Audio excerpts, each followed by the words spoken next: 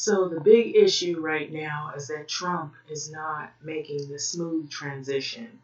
And so some people say that he's a sore loser, that he should just go ahead and accept the fate of what has happened.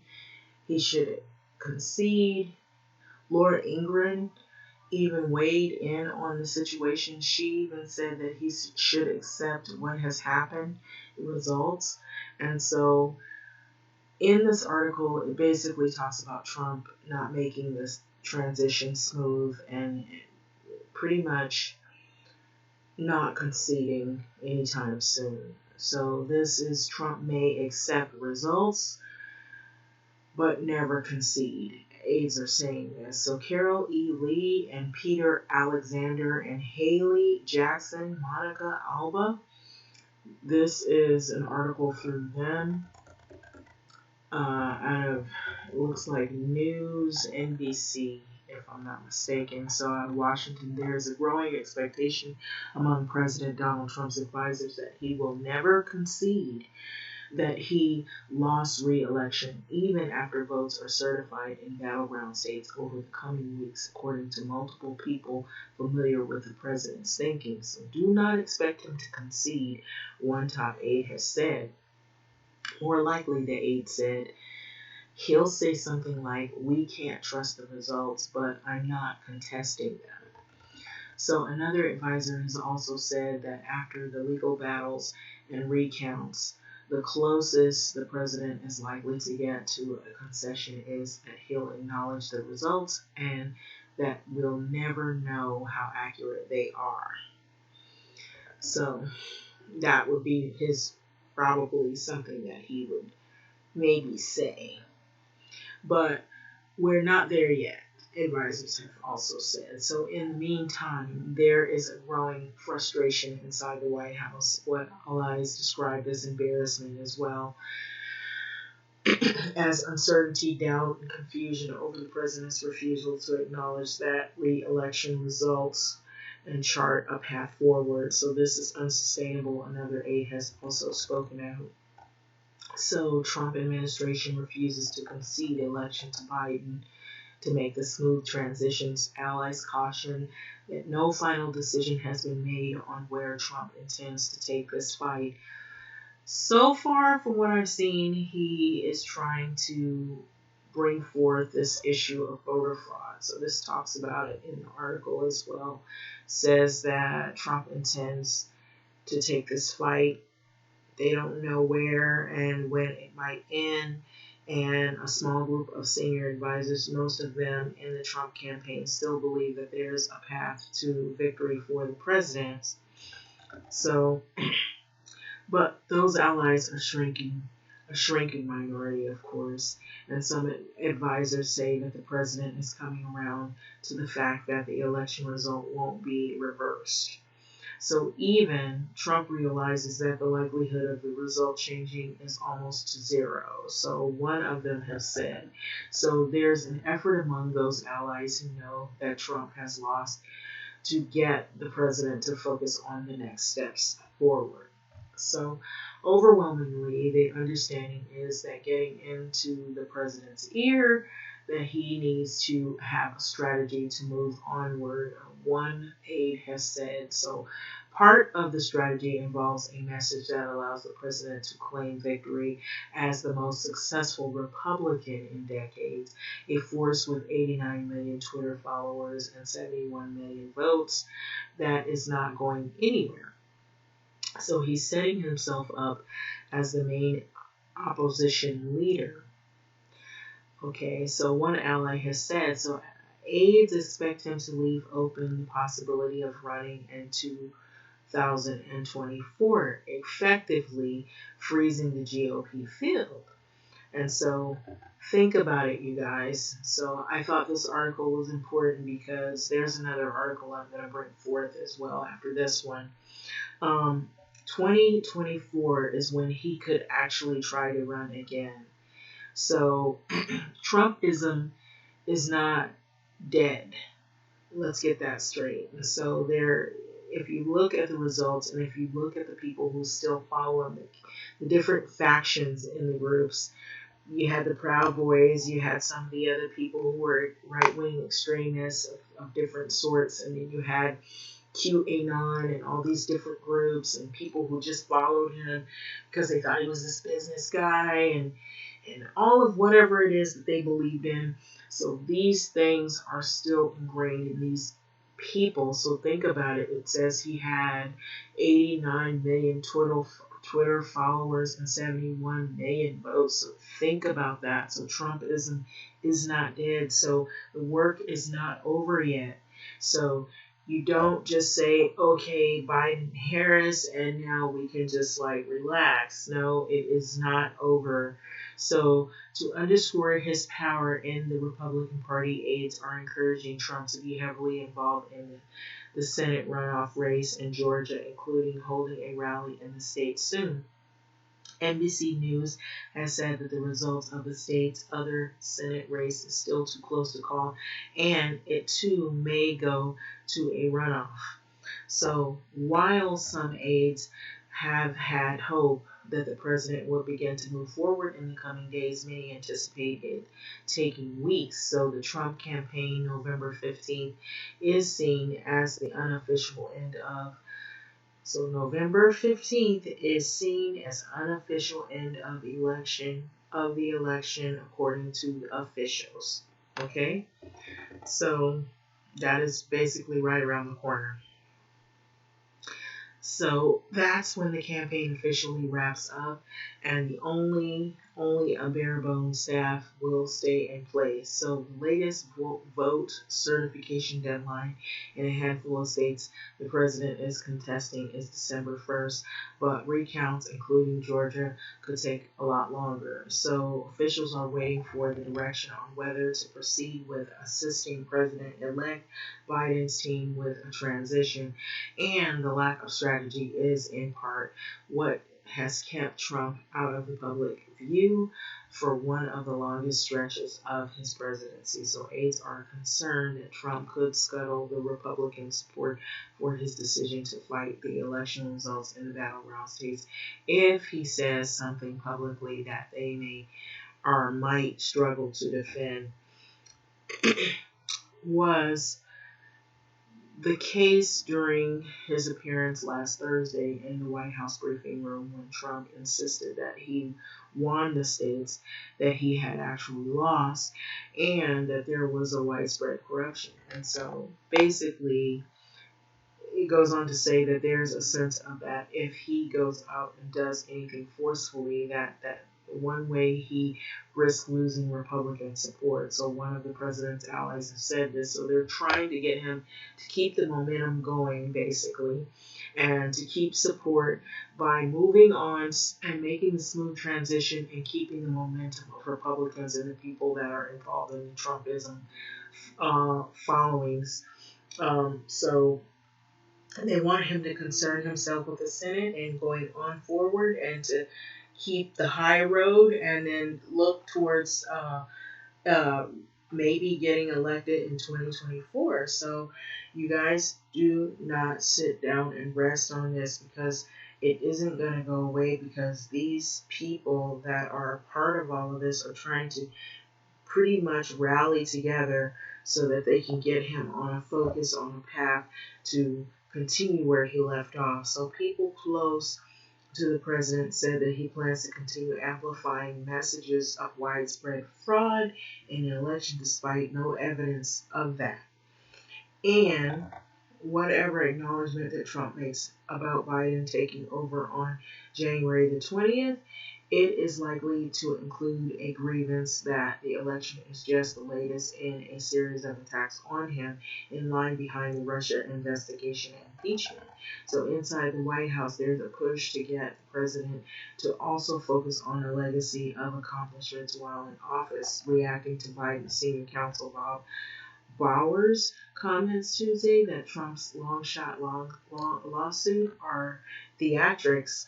One White House official has said it's not wrong for Biden's team to call it theater.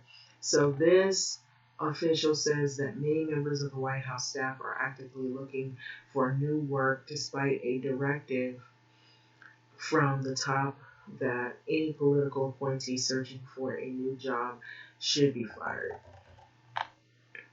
Okay, so this was not a long, lengthy article, but it was pretty concise about what is going on.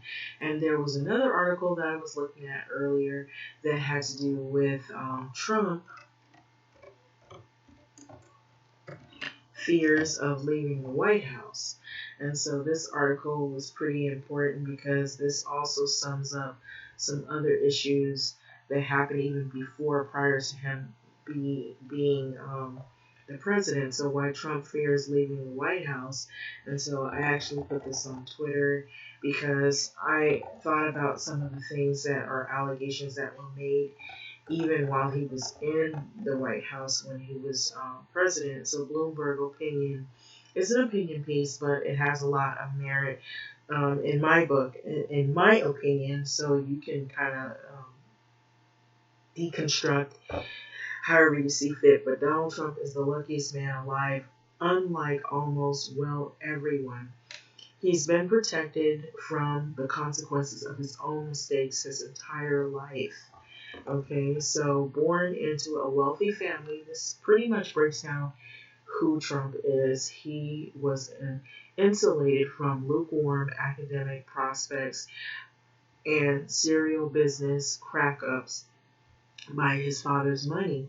So I often say that I'm a member of the Lucky Sperm Club, is how he put it in one of his books. Okay, so emerging as a reality TV star in the early 2000s, Trump discovered that fame allowed him to be as predatory as he pleased without repercussion. So when you're a star, they let you do it. And his 2016 ascent to the White House opened his eyes to the presidency's legal armor as well. So it protects you while you're in office. So let's break this down. So which he interpreted broadly and often inaccurately. So I have an article 2 where I have the right to do whatever I want as president. So although Trump has over the years juggled among other difficulties, ho-hum grades, the threat of personal bankruptcy, sexual assault accusations, an intensive federal investigation, and an impeachment, he has plowed ahead relatively unwounded and unencumbered by regret. So wealth, celebrity, and the presidency have kept him buoyant. And so all that insulation has also meant that he hasn't learned from his mistakes as well. So every personal and public reckoning has been postponed or shunted aside. So now, however, Trump is staring at two threats that loom after he leaves this White House in January. So one is the financial and the other is the legal. And so neither is entirely under his control, and both may help explain, along with his perennial inability to accept losing, why Trump won't acknowledge the president-elect Joe Biden is going to succeed him. So, and he has enlisted the Republican Party to help him gaslight Americans about the outcome of the presidential election. So Trump and the patchwork of the businesses that he houses inside the Trump organization are saddled with more than $1 billion in debt, which Dan Alexander of Forbes has helpfully tallied. A portion of the total has been divulged over the past few years in the president's personal financial disclosure on file with the Office of Government of Ethics. So the New York Times recently revealed that Trump has personally guaranteed at least $421 million of debt, with more than $300 million coming due within 4 years. So in other words, Trump is on the hook for a lot of money that he may have to scramble to repay in a COVID battered economy in which his industries, hotels, leisure, urban real estate have been particularly pummeled. Forbes estimates that his assets are worth 3.7 billion, but Bloomberg News pegs them at about 3.2 billion. So he's not going broke, but if the economy continues to struggle in the coming months, those valuations will be tested. And much of what Trump holds isn't liquid, meaning he may be hard pressed to sell assets quickly if he needs to raise funds. Among Trump's most valuable holdings, for example, are minority stakes in two properties controlled by Vornado Realty Trust. Rumors of fire sales might further depress the value of his portfolio as well. So another thing that would weaken Trump's ability to negotiate sweetheart financial deals or forgiveness leaving the presidency. So on the legal side of the ledger, Trump, his children, and their company face aggressive investigations into finances, accounting practices, and tax payments as well. So the Manhattan District Attorney Office is investigating Trump for possible tax fraud and falsification of business records, according to the appellate court filings. So in this probe, which is also examining the president's payment of hush money to two women who allegedly had sexual encounters with him, the DA's office is seeking 8 years of Trump's tax returns. So it is also taking a look at whether Trump inflated the value of his properties and other assets in order to secure funds from lenders and investors as well. So New York Attorney General Letitia James has launched another investigation also focused on whether the Trump organization and the Trump family manipulated valuations to secure funding or engineer tax benefits as well. So that's another way to manipulate so they don't have to pay as much in taxes. So James probe is a civil case which could bring hefty financial penalties against Trump, but no prison time. So unless she finds reason to recast it as a criminal case advances investigation in the criminal matter, however, and if the Trump crew is found guilty of felonies, prison time is could be on the table. So Trump's team has fought back hard against the Vance investigation, including arguing before the U.S. Supreme Court that a sitting president is immune from the state criminal prosecutions. So believe it or not, when you're in the presidency seat, you have an armor of protection, but when you're out of office, those armors come down. And so while the court rejected that notion in a landmark ruling over the summer, it would become a moot argument in any venue once Trump is no longer president. And so still some people are trying to figure out ways to get around it so that he doesn't have to do the time, but you never know. You know, people with money, though, sometimes have a way of trying to hire legal teams. And I scratch my back, you scratch, you scratch, I'll scratch your back, you scratch my back, and so forth. They try to help one another. And so he has a legal team in place right now. So the Trump pushed outside the legal moat that surrounds the White House and becomes, for the most part, a Trump who can be sued. And so when he doesn't have this armor or this layers of protection with the White House anymore, he can be sued and penalized just as any other American could be sued and penalized. So that could also give fresh traction to the sexual assault cases against him as well. And so it's unclear how aggressive law enforcement officials in the Biden administration will be towards Trump. They could resurrect some of the obstruction charges that have gone fallow since the special counsel Robert Mueller ended his probe. And so, on the other hand, the political firestorm that could ignite might persuade Biden to hold back. So, what's clear is that the Trump's money and freedom are in play as well. So as he comes to the grips with his losing of 2020 election, he will continue to respond ferociously and unpredictably as well, like a man who for 74 years has been accustomed to getting away with almost anything. So this column does not necessarily reflect the opinions of the editorial board or Bloomberg LP, and its owners, so Timothy L. O'Brien, a senior columnist of the Bloomberg opinion. So it's an opinion piece, but it has a lot of merit in my eyes. I see it to be very truthful in terms of opinion.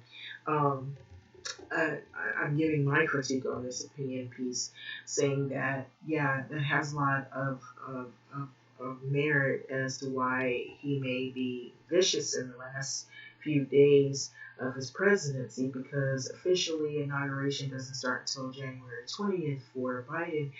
They're not having the smooth transition, so there's a lot of what the legal team is he's getting together is to try to create this whole scenario that there's some type of voter fraud that went on, which there's no basis behind any of it.